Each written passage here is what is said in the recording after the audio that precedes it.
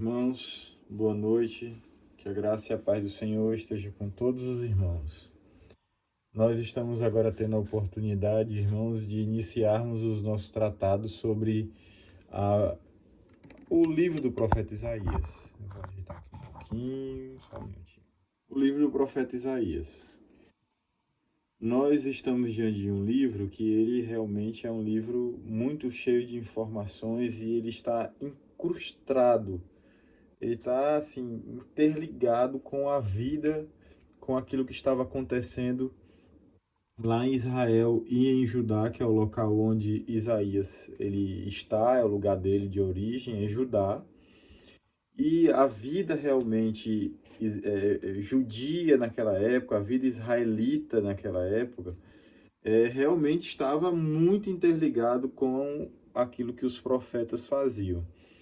Então, nós hoje não vamos falar em si sobre Isaías, nós não vamos falar em si sobre a profecia de Isaías.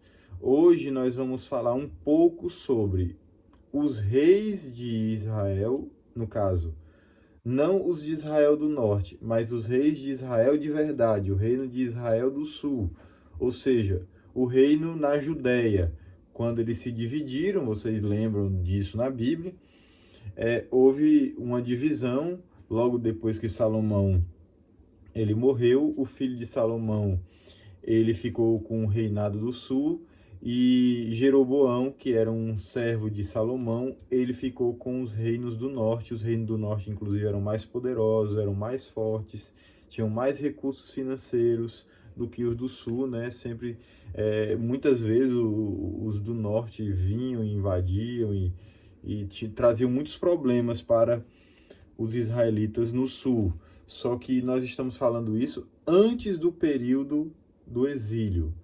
A profecia de Isaías e os reinos que estão nesse período em que Isaías profetiza, eles se colocam antes, ou eles estavam, né, antes do período do exílio, da ida do povo de Deus, da retirada, melhor dizendo, do povo de Deus, da terra prometida para a terra da escravidão no cativeiro babilônico, que assim, aconteceu por volta de 556, mais ou menos, essa saída. Foram 3 saídas, então ali nós temos assim, mais ou menos, dentre essas 3 saídas, assim, a data, vamos dizer, símbolo seria 586 antes de Cristo. Então, nós estamos falando dos reis que antecederam o período do exílio babilônico.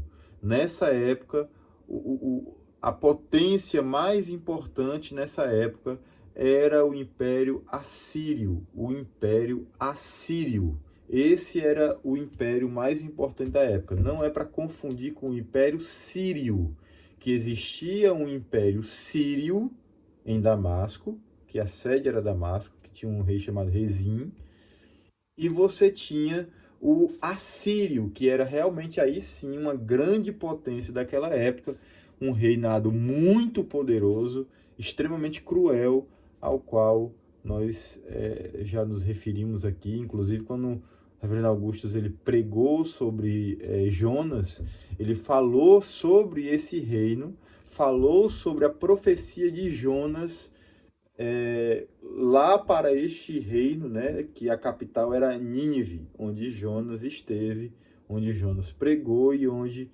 muitos vieram a se arrepender. O livro de Naum ele nos informa que depois aquele mesmo povo se rebelou contra Deus e Deus trouxe destruição contra os assírios, inclusive nesse período de mais ou menos 700 e alguma coisa, 800 e algum, 600 e pouco, 800 e tanto a 700 mais ou menos começou o declínio do Império Assírio. Então, irmãos, é muito importante que você entenda que o nosso estudo aqui, ele vai se dar sobre uma época que havia muito conflito, havia muita disputa, havia muita guerra.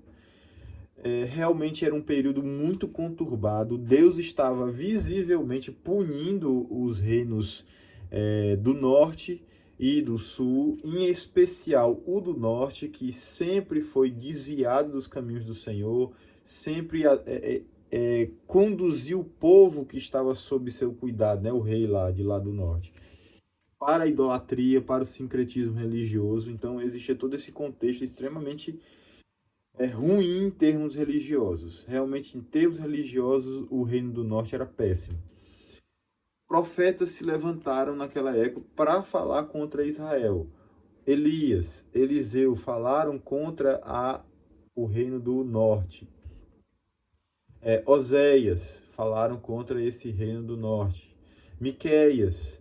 E no sul nós temos, nesse período, o grande profeta, o principal profeta, que falou do norte, mas que esteve basicamente no sul e falou também em muito mais para o sul do que para o norte, que foi o profeta Isaías. Para que reis ele falou? Segundo Isaías capítulo 1, versículo 1, nós encontramos ali uma boa e clara instrução a respeito do teor do livro.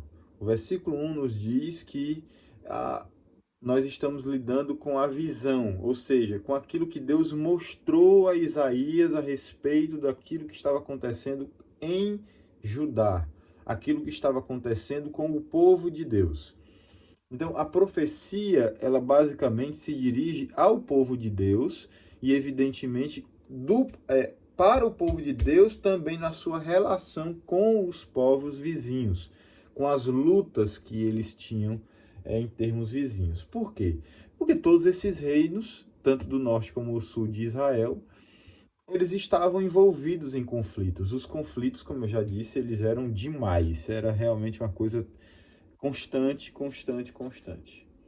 Então, o primeiro rei que é mencionado lá no livro de Isaías é o rei Uzias. Em Segunda Reis, por favor, se você puder abrir a sua Bíblia nos dois livros, seria muito melhor. Talvez a gente vai ter que falar sobre esse rei agora. Não sei se eu consigo terminar tudo e depois voltar a falar sobre os outros reis. Mas esses reis, vamos ver se eu quero tentar conseguir. Mas esses reis estão aí descritos em dois livros da Bíblia. Se você puder deixar duas Bíblias abertas, uma em Segunda Reis e outra em Segunda Crônicas. Segunda Crônicas, no capítulo 26, a partir do versículo 1, e em Segunda Reis, capítulo 15, a partir do versículo 1. Esses dois capítulos falam sobre o rei Uzias, ou pelo menos uma parte dele. No livro de Reis, o nome é Azarias. No livro de Crônicas, o nome é Uzias. Então, esse é o mesmo rei. Basicamente, nós estamos falando sobre a mesma pessoa. Nós não estamos falando sobre pessoas distintas, nós estamos falando sobre pessoas que reinaram em Israel. É a mesma pessoa, né? No caso, nem falando sobre pessoas, nós estamos falando sobre a pessoa que reinou em Judá, na parte norte de Israel, nesse período em que Isaías começou a profetizar. Quem é Uzias? Uzias, ele era o rei de Judá, segundo o que o capítulo 15 nos diz, e ele era irmão, se não me engano, pelas pesquisas que eu já fiz, ele era irmão do pai de Isaías. Isaías era uma pessoa importante. Depois a gente entra nesse assunto, mas Isaías era alguém de família real, era alguém importante. Ele tem inclusive um linguajar muito diferente dos outros reis, dos outros profetas. Mas isso aí a gente fala com mais propriedade quando for expor o livro. E esse rei Uzias, ele começou a profetizar num período em que os conflitos com Israel do norte estavam realmente bastante fortes. E nós vamos poder ver isso daqui a pouco. Então, o rei Uzias, ele basicamente foi um rei, vamos dizer assim, tolerável, bom. A palavra de Deus nos diz assim, ó, no 2 Reis, capítulo 15. No 27º ano de Jeroboão, rei de Israel, começou a reinar Azarias, filho de Amazias, rei de Judá. Tinha 16 anos quando começou a reinar e 52 anos reinou em Jerusalém. Era o nome de sua mãe Jecolias de Jerusalém. Ele fez o que era reto perante o Senhor, segundo tudo o que fizera Ananias seu pai. Tão somente os altos não se tiraram. O povo ainda sacrificava e queimava incenso nos altos. Então, o que é isso? Ele, particularmente, ele não foi dos piores reis. É isso que o texto está querendo nos colocar aqui, como está muito claro. Esse rei, ele não era um incentivador da idolatria, mas ele cometeu um erro grave para um rei de Israel, para um homem que deveria, na verdade, zelar pelo culto, zelar pela piedade no meio do povo de Deus. Que no caso era limpar de Judá todos os lugares altos de adoração, todos os lugares de incenso nos altos, ou seja, existiam lugares onde eles escolhiam lugares e regiões que eram mais altas, assim, vamos dizer assim, lugares mais altos, em montes, em morros, e ali eles faziam adoração tanto a Yahvé como a outros ídolos. A outros ídolos não, para os ídolos, porque Deus não pode ser comparado com os ídolos. Então, eles levavam os seus incensos, suas adorações, suas orações para esses lugares, para Yahvé e também para outros deuses. E isso era proibido segundo a palavra de Deus, porque o templo era o local, Jerusalém era o local no tabernáculo onde o povo de Deus deveria adorar. A mensagem de Deus contra o povo de Deus era porque adorava a Deus de uma maneira errada, de uma maneira que não tinha sido prescrita por Deus. Então, irmãos, o rei que deveria resguardar a piedade no meio do povo, o rei que tinha o papel de refletir o reinado de Cristo nele, não estava exercendo o poder como ele deveria exercer, ou seja, ele era um rei omisso. Ainda que ele fosse pessoalmente uma pessoa que não adorava nesses lugares, ainda que ele fosse pessoalmente uma pessoa que não se dava a este tipo de prática, ele permitia que essa prática acontecesse. Se você for para a Segunda Crônicas, existe uma descrição também um pouco diferente que dá um pouquinho mais de informações no caso de Uzias. Quando ele diz assim: todo o povo de Judá tomou a Uzias, que era de 16 anos, e o constituiu rei em lugar de Amazias seu pai. Ele edificou a Elate e a restituiu a Judá, depois que o rei descansou com seus pais. Uzias tinha 16 anos quando começou a reinar e 52 reinou em Jerusalém. Era o nome de sua mãe Jocalias, de Jerusalém. Ele fez o que era reto perante o Senhor, segundo tudo que fizera Amazias seu pai. Propôs-se buscar a Deus nos dias de Zacarias, que era sábio nas visões de Deus, nos dias em que buscou ao Senhor Deus e Deus o fez prosperar. Ou seja, existia um profeta na época de Uzias chamado Zacarias, que não é o autor do livro de Zacarias. Entenda que isso aqui aconteceu no século VIII a.C. O Zacarias que nós conhecemos pelo livro, ele é do século V antes de Cristo, do quinto para o quarto século. Não, do sexto para o quinto século. Então ele era mais ou menos dessa época, do final ali, do início da entrada do povo de Deus para o início do quinto século, né, para o início ali do quinto século. Então esse daqui, ele não era esse profeta. Nessa época aqui, Isaías não estava profetizando ainda. Provavelmente Isaías nessa época era uma criança. Ele começou a profetizar a partir do reinado dele. O profeta que fazia realmente o papel de líder religioso ao qual o rei deveria dar ouvidos era Zacarias. Zacarias, então, ele instruía Uzias Enquanto Uzias fez a vontade de Deus, Deus fez prosperar a sua mão. Isso quer dizer o quê?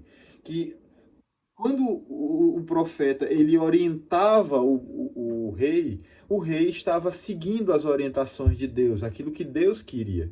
Só que chegou num determinado momento que Uzias cometeu algumas falhas e ele também, como Reis nos diz, ele não tirou no final de seu ministério, no total do seu ministério, ele tolerou a idolatria no meio do povo e ele não deveria ter tolerado. Então, ele começou a ter um processo de desobediência e por isso, inclusive, Deus o puniu. Versículo 6, lá de 2 Crônicas 26.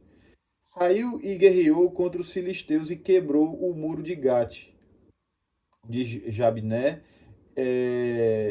e o de Asdod, e edificou cidades no território de Asdod e entre os filisteus.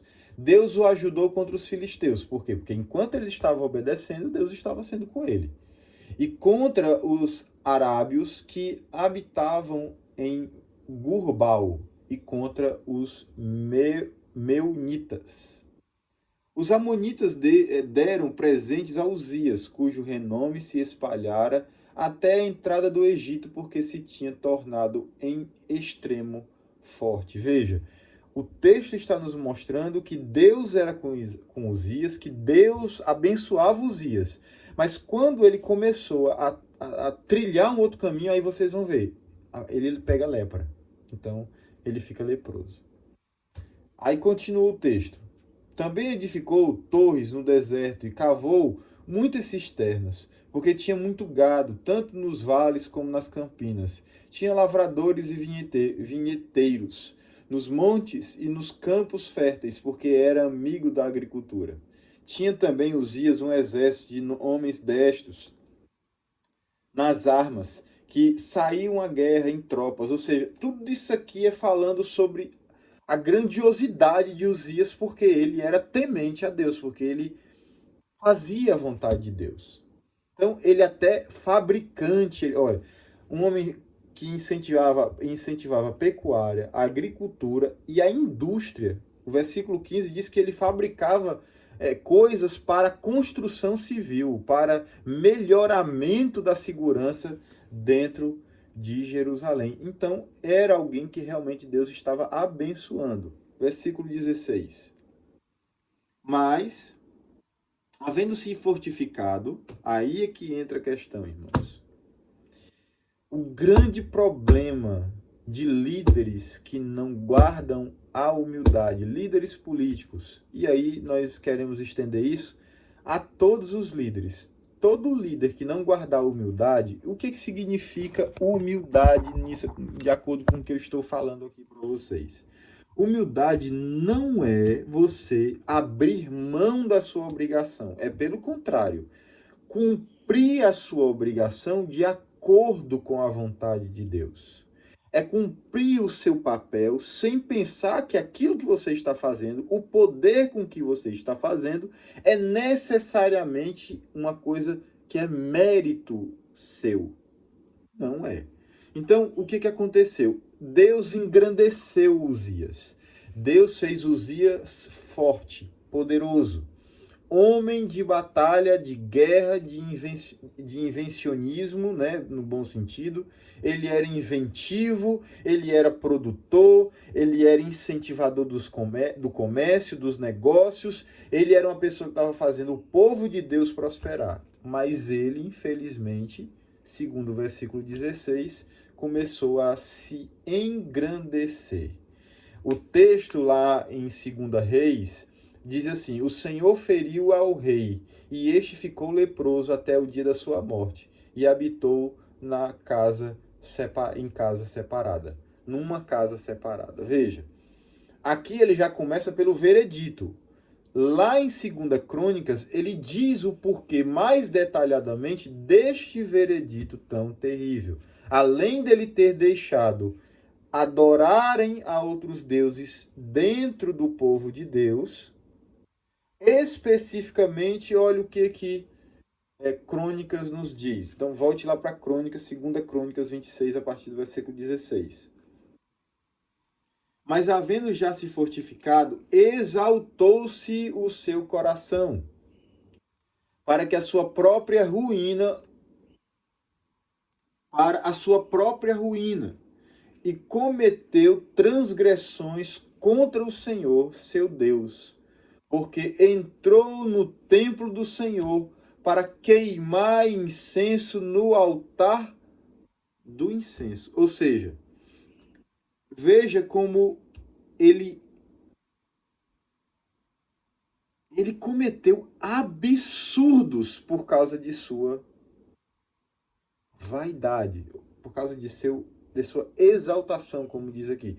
Ele se exaltou, ele se envaideceu. Ele achou até que agora já poderia interferir em coisas que ele não podia. Ele achou que poderia mudar coisas que ele não podia mudar. Eu já ensinei isso à igreja. Governantes têm o dever de agir de acordo com a moral do evangelho, mas eles não têm o direito de interferir no poder das chaves.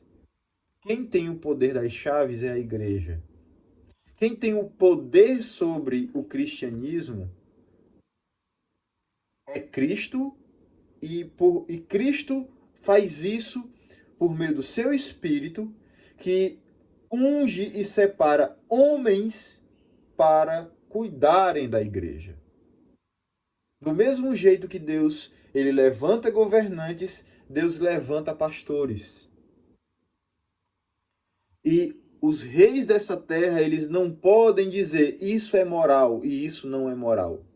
Eles devem dizer assim, isto daqui é a moral cristã, e nós vamos seguir essa moral. Eles não podem definir de acordo com o seu poder o que é moralmente aceitável e o que não é. Um governante nunca poderia ser favorável, por exemplo, ao aborto. Assim como um governante nunca poderia favorecer nenhum tipo de denominação religiosa específica cristã. Certo? Segundo a nossa confissão de fé, nenhum governante pode preferir uma denominação em detrimento de outras.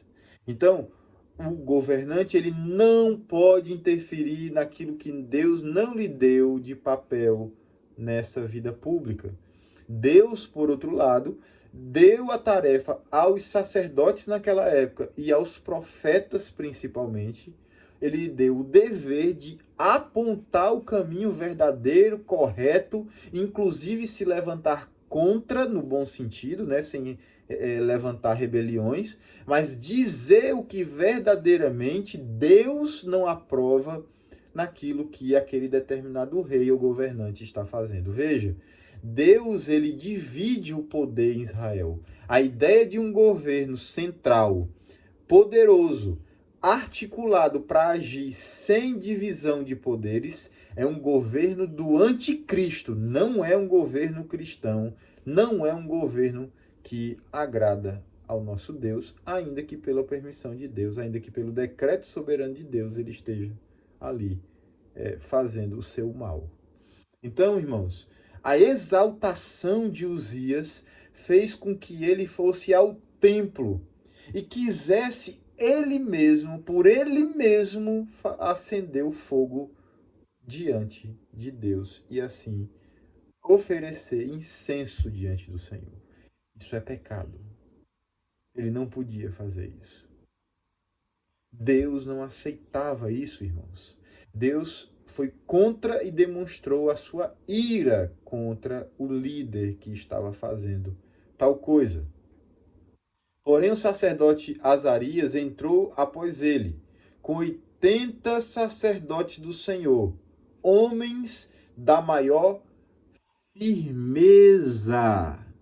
Isso quer dizer o quê, irmãos? Que a igreja nunca pode se sujeitar a nenhum governante. Claro que nas atribuições que só pertencem à igreja. Por exemplo, nós pastores nunca poderemos aceitar a determinação de governo nenhum, por motivo nenhum que não seja a decisão dos próprios pastores da igreja, de fechar por causa de qualquer motivo, mesmo por quarentena. Quem decidiu que iria ser feito culto nos lares pelos líderes das famílias, com a mensagem transmitida pela internet por mim, não foi o governo. Foi uma decisão do conselho da nossa igreja. Nem Jair Bolsonaro fecha a igreja, nem juiz nenhum fecha a igreja, nem governador nenhum fecha a igreja, nem prefeito nenhum fecha a igreja. Porque a convocação para o culto pertence aos líderes da igreja debaixo do Senhor. Qualquer membro da Igreja Presbiteriana do Brasil e da nossa igreja que se colocar contra as decisões que são próprias a um governante, peca contra esse governante. Acima de tudo, porque o Senhor o fez ministro dele na terra, peca contra Deus.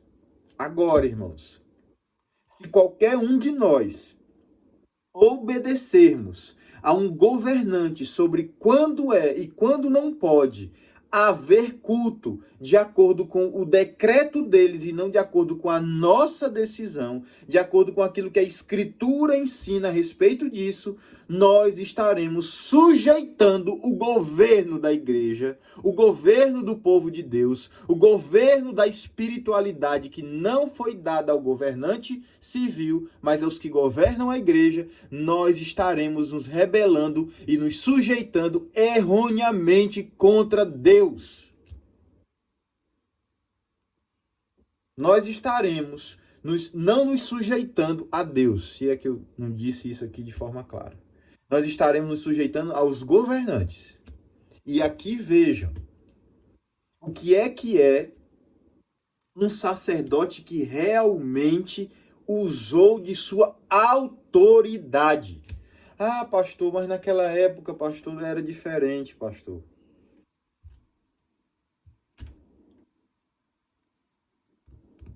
Hoje todo mundo é possivelmente infectado com esse vírus.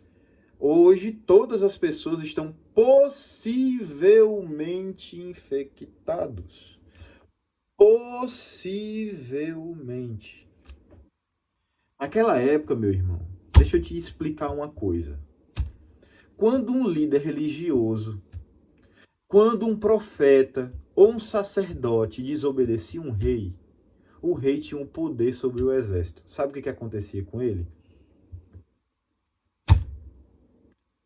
Infelizmente, meu irmão querido, se você não entende isso, e aqui eu estou falando para todas as pessoas que estão me assistindo, não simplesmente os membros da nossa igreja, porque eles conhecem, os irmãos da nossa igreja já sabem essa doutrina.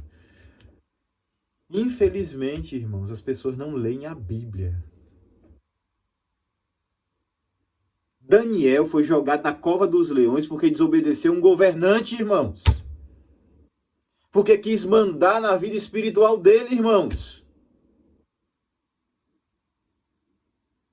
Deus levantou um profeta chamado Aias, que inclusive depois foi comido. Por que ele foi levantado por Deus para ir profetizar? Porque Jeroboão estabeleceu um culto falso e disse, agora adorem. Aí o profeta foi lá e disse, ó, não é para ninguém se submeter não. E os israelitas que se submeteram a isso aqui vão ser punidos junto com o rei, porque se levantaram contra Deus, eram para ter desobedecido o rei. Porque o crente que não desobedece a autoridade de um governante, quando ele se levanta contra Deus, é, na verdade, um descrente. Eu estou olhando no olho de quem está me ouvindo agora. Nós temos que ser firmes presbíteros. Cadê os presbíteros da igreja presbiteriana? Cadê os presbíteros? Os pastores? Enterrados dentro de suas casas, muitas vezes, infelizmente, com medo. Nós não fomos chamados ao medo. E não há nada nem ninguém que impeça o culto de Deus. Se não for por sabedoria deste conselho e a decisão na nossa igreja de não termos os 2 finais de semana, eu acho, sem o culto para prevenir o espalhar do coronavírus entre nossos irmãos, não foi por decisão do governador. Foi decisão do nosso conselho para cumprir o 6º mandamento. Porque era razoável, era sábio. Todas as autoridades médicas estavam dizendo que eram 14 dias de quarentena. Essa era a quarentena suficiente. Todos dentro de casa durante 14 dias, porque era o suficiente. Passou disso, sabe o que é? Governo totalitário. Não existe sabedoria nisso. E eu estou me interpondo, sim, como autoridade de Deus contra qualquer governante que, sem motivos justos, que realmente nos levem a deixar de adorar a Deus com todos os cuidados, com tudo aquilo que é necessário, com o distanciamento, com o máximo, eu me interponho contra qualquer autoridade, qualquer pessoa que se colocar contra a convocação do culto de Deus. Porque nós estamos aqui como crentes. Não há motivos para não irmos ao culto com toda segurança. Porque se alguém vai trabalhar, por que alguém não vai cultuar a Deus? Se há coragem para ir trabalhar, por que não há coragem para ir para o culto? Qual é a diferença? Eu digo uma coisa a vocês, meus irmãos. O mandamento de adorar a Deus em comunidade, ele está acima do mandamento. Acima. Basta você ver, eu vou dizer mais uma vez. Leiam o catecismo. Há um mandamento mais importante do que não furtar, ainda que não furtar seja acompanhado. Mas entre você passar fome e cultuar a Deus, tem que escolher cultuar a Deus. Então, se é justo, é digno, é mandamento de Deus não deixarmos de trabalhar com todos os cuidados para não quebrarmos o 6º mandamento, que é não matarás, nós temos que, então, nos dispor a adorar a Deus. Sem as amarras do governo, não deixando o governante mandar na vida espiritual de igreja nenhuma. Por isso, meus irmãos, esses homens foram corajosos, sim. Corajosos. Não está faltando coragem de peitar os reis dessa terra, os corruptos dessa terra, corruptos que estão aí tomando as nossas coisas, cobrando impostos absurdos, tirando da boca dos seus filhos, ladrões. E não é, irmãos, leviano.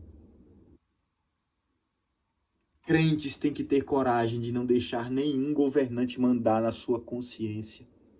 Porque a sua consciência pertence a Cristo Jesus. Os seus pensamentos pertencem a Cristo Jesus. Não é verdade, meu irmão? Agora eu falo para as minhas ovelhas da segunda igreja. Meu irmão, você está sendo ensinado, resista. Passe fome, mas resista. Morra, mas resista. Seja um homem de Deus. Seja uma mulher de Deus.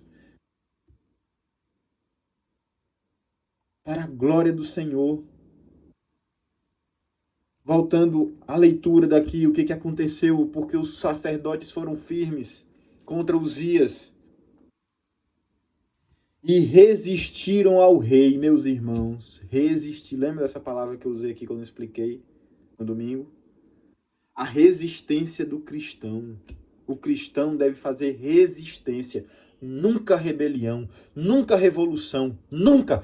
Crente não faz revolução. Isso aqui é uma exclamação. Crente não faz revolução, mas crente resiste a autoridades que não estão constituídas para tomar decisões espirituais. A igreja não pode ser fechada por ninguém. Tem que ter subsídios adequados e conversar com os pastores.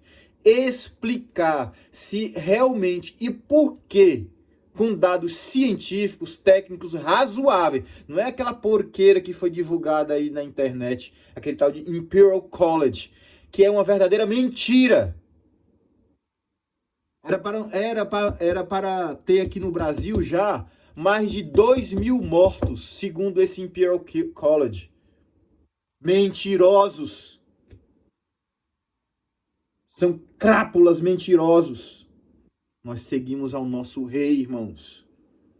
E de acordo com as melhores informações, com a responsabilidade que Deus dá aos líderes da nossa igreja, nós vamos dizer, não, aumentou demais a proliferação, vamos cancelar o culto para que os cultos aconteçam nos lares da mesma forma como está acontecendo agora. Agora, ninguém vai botar para frente culto, vai botar para trás culto. Vai botar para frente culto, vai botar para trás culto. Quem faz isso é o conselho da nossa igreja. E eu, como o pastor dessa igreja, eu vou ser ferrenho para não deixar nenhum governo mandar na vida espiritual da nossa igreja. Me levem preso, mas ninguém manda na vida espiritual de vocês. Isso daqui, irmãos, é isso assim, ó. Uma doença não é nada frente ao que esses sacerdotes podiam enfrentar de Uzias. Jeremias foi preso, botado dentro de uma cisterna. Chamavam ele para ir profetizar e já diziam logo, isso aí vai profetizar contra a gente. Todos os outros profetas dizem que a gente vai ser vitorioso na batalha, que a gente vai conseguir vencer essa adversidade com Nabucodonosor. E Deus não fazia isso, irmãos. Deus não falava isso pela boca de Jeremias. Deus, pela boca de Jeremias, ia lá e dizia assim, vai, todo mundo ser levado para o cativeiro. Não se submetia a autoridades governamentais quando isso representava rebelião contra Deus. É assim que Deus quer que a gente faça. Resistamos à autoridade quando ela extrapola os seus poderes. Não tem político nessa terra que me faça se calar. Desculpe, me calar. Não há político nessa terra que me faça ficar calado.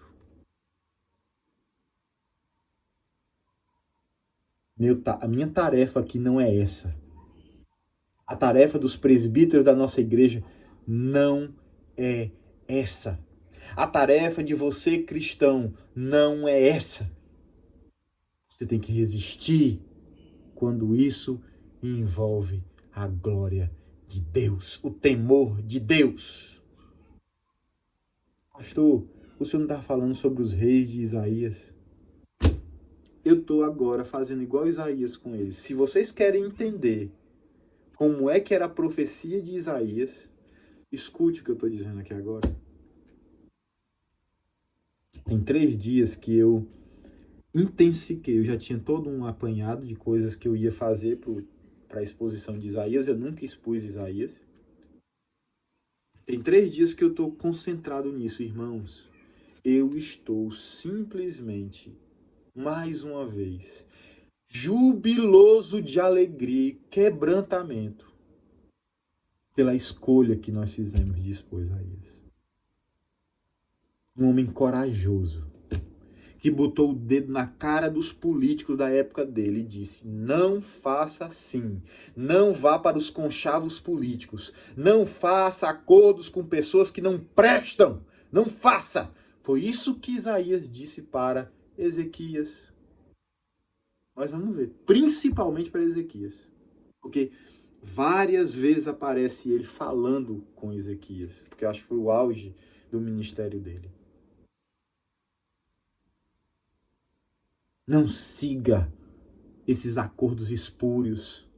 Não faça acordos com a Síria. Não busque a sua salvação em nenhum imperador, nem nos assírios, nem nos egípcios.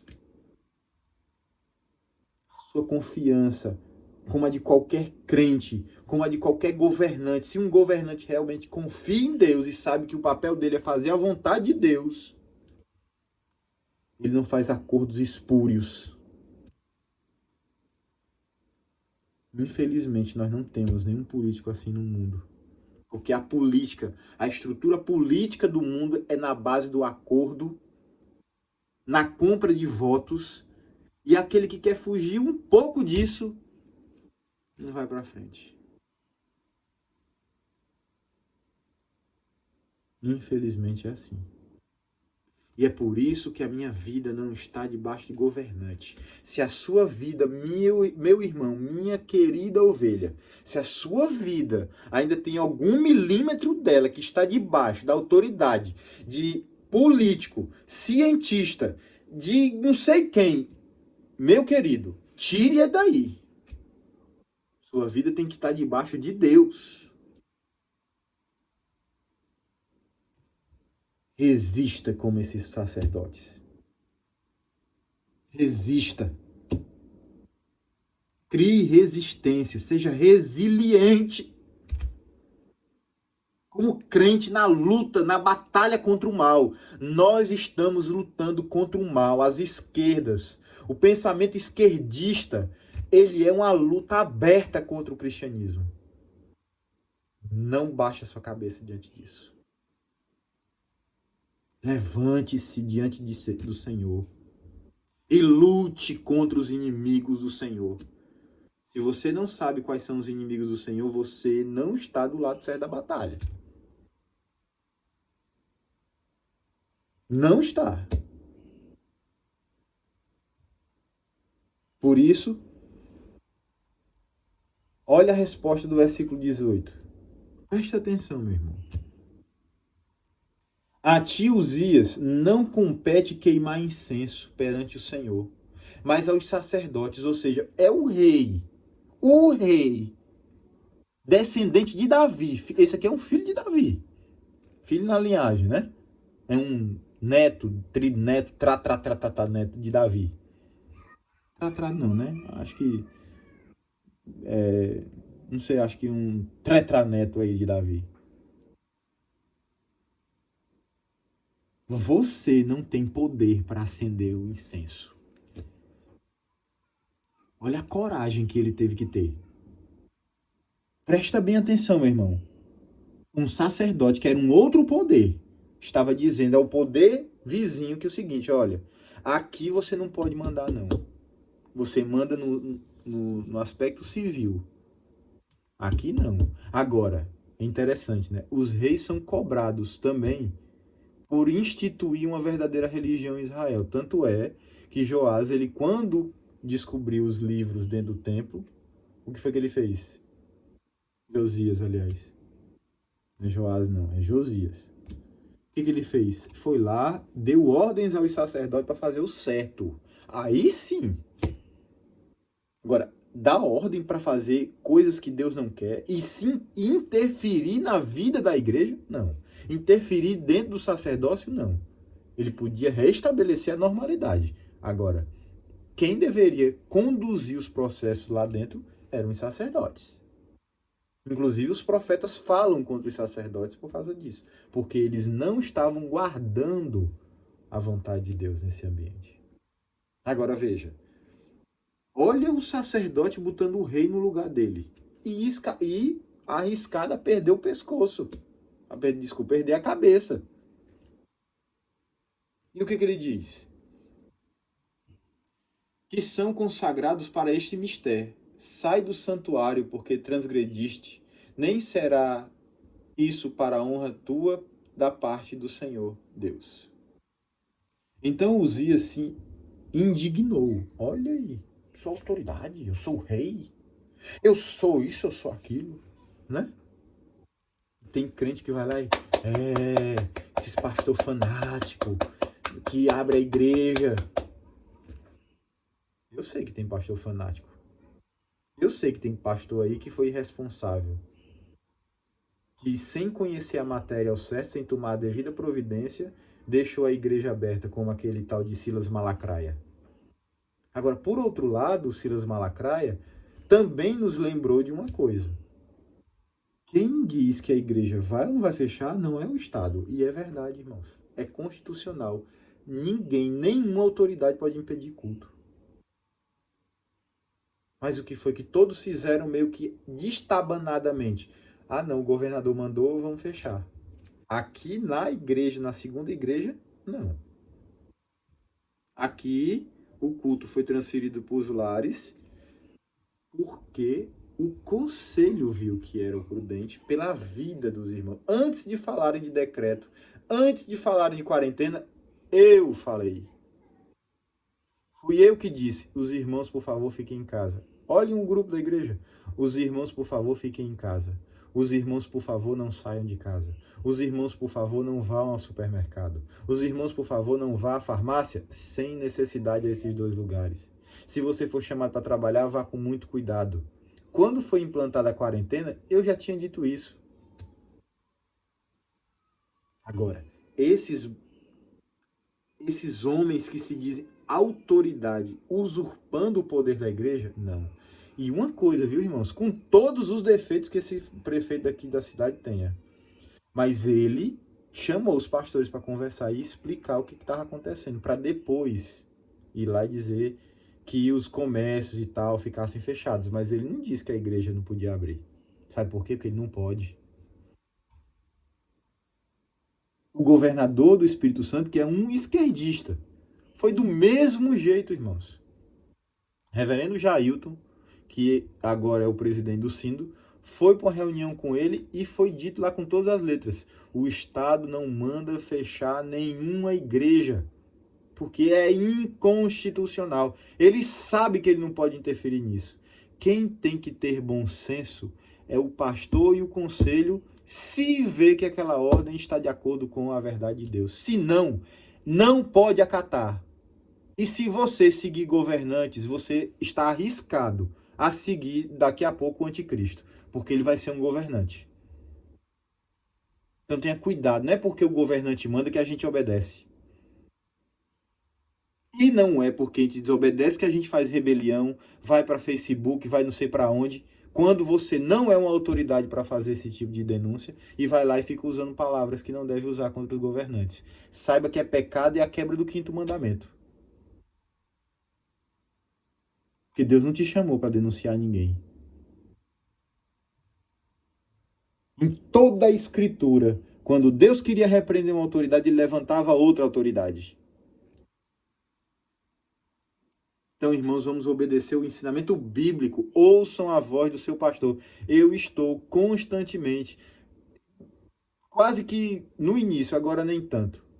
Mas eu cheguei a passar 20 horas acordado, orando, jejuando, lendo, escrevendo, fazendo as coisas dos estudos bíblicos, fazendo as coisas dos sermões, estudando a palavra de Deus sobre todos esses aspectos, sobre todas essas visões, lendo todas aquelas coisas que eu tive que ler para revisar, para redizer de novo a vocês o que eu já tinha dito, mas agora com um pouquinho mais de especificidade.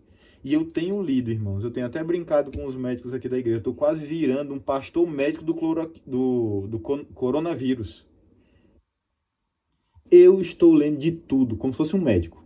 Entro nessas revistas científicas, pego artigo científico, pego não sei da universidade, não sei da onde, e uma ruma de coisa técnica, buscando saber com quem entende, me explica isso aqui, aqui, aqui, para poder, irmão, saber quando é que eu tenho que tomar a decisão de levar o conselho a alguma coisa pelo bem e a proteção da igreja.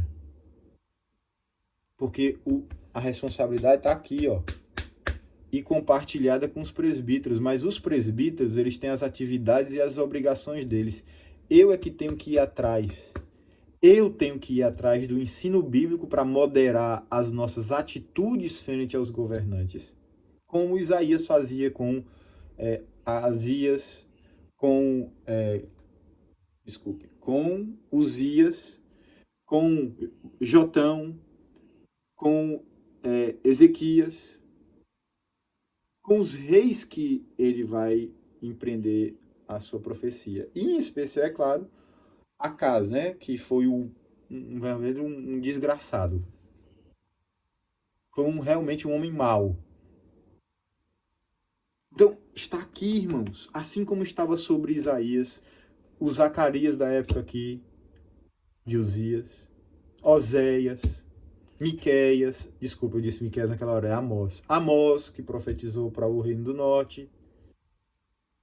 Irmãos, é uma responsabilidade tremenda. Mas pode ter certeza, eu estou lutando por esta igreja, junto com o conselho e os diáconos. Para que a gente não obedeça quando não é para obedecer. E não desobedeça quando é para obedecer. Que nós tenhamos o momento certo para dizer não e o momento certo para dizer sim. E isso não é fácil, irmãos. Porque nós estamos entrando numa época de aperto. Quando decisões elas são muito importantes para nos colocar do lado certo das coisas. Porque sim, irmãos, há diferença entre o justo e o injusto. Há diferença entre o que teme a Deus e o que não teme. Esse negócio de, não sei o que isso daí eu não... Não. Crente segue o certo. Crente faz o certo, se junta ao que é certo. E não é fácil discernir nesses momentos. Porque esses reis aqui, veja, todos eles foram alvos da profecia de Isaías, irmãos. Todos eles foram alvos. Todos eles precisaram ouvir. Nós não vivemos, infelizmente, mais numa época onde profetas têm influência sobre reis. Mas se tem uma coisa que a igreja pode fazer, é efeito sobre a vida das pessoas. Sobre a influência das pessoas. Agora, um crente divulgando, falando, esbravejando contra o certo, como se estivesse falando o certo, sendo que está errado. Como a gente vai se posicionar certo sem estar do lado errado? Sem estar pensando errado? Então, eu como profeta dessa igreja, eu como aquele que é o ministro dessa igreja, eu estou consciente da minha responsabilidade, irmãos. Eu estou consciente que pesa sobre mim a vida de cada um de vocês. Inclusive, se eu estava atrás, tem 2 dias que eu estou reavaliando e reaveriguando várias informações que eu tenho pesquisado. Hoje, graças a Deus, eu posso abrir minha boca para dizer que, em um caso, que Deus o livre a cada um dos nossos irmãos aqui. Mercê do Senhor que nenhum fique doente em estado grave ou que caminhando para um estado grave. Mas eu consigo ter algo para poder ajudar algum irmão da nossa igreja com a ajuda dos médicos da nossa igreja. Eles já sabem o que fazer. Eles já têm um remédio que pode socorrer num momento de maior gravidade, de necessidade. Não precisa nem chegar à gravidade, não, porque gravidade pode ser tarde demais. Graças a Deus por isso, irmãos. E hoje eu realmente me regozijo em Deus. Eu me alegro no Senhor e divido a minha alegria com vocês, irmãos. Porque hoje eu estou vendo Deus atender as minhas orações e me dando discernimento e sabedoria para que eu possa não só orientar, mas socorrer, num caso extremo, pelo menos melhorar a situação de uma pessoa, se for a vontade de Deus, é claro, porque pessoas tomando remédio morrem, né? A gente sabe disso. Pessoas morrem todo dia, não tem como eu evitar uma morte que Deus quer. Mas hoje eu vejo providência de Deus nesse sentido, pelo menos em um pouco. Por isso, querido, continua orando. Não confie em governante, continua orando. Pede a Deus que Deus dê sabedoria aos governantes, que quando você vê Deus falando na boca do governante, aí você diz assim, aí sim. Quando você vê o presidente falando uma coisa certa, é isso mesmo. Não é de acordo com o que a gente quer, é de acordo com o Senhor. Para a glória de Deus. Por isso, ouçamos essa palavra. Uzias ficou indignado. Não adiantou de nada. O que adianta ficar indignado? O que adianta ele dizer que não tem nada a ver? Tem muito crente que responde assim, não tem nada a ver isso não, pastor. O senhor não sei o que, pastor. Pois é. Tomara que eu esteja errado, né? Quando eu estiver certo, né, irmãos? Tomara que o seu pastor, você que está me ouvindo aqui, esteja errado para que você não seja punido.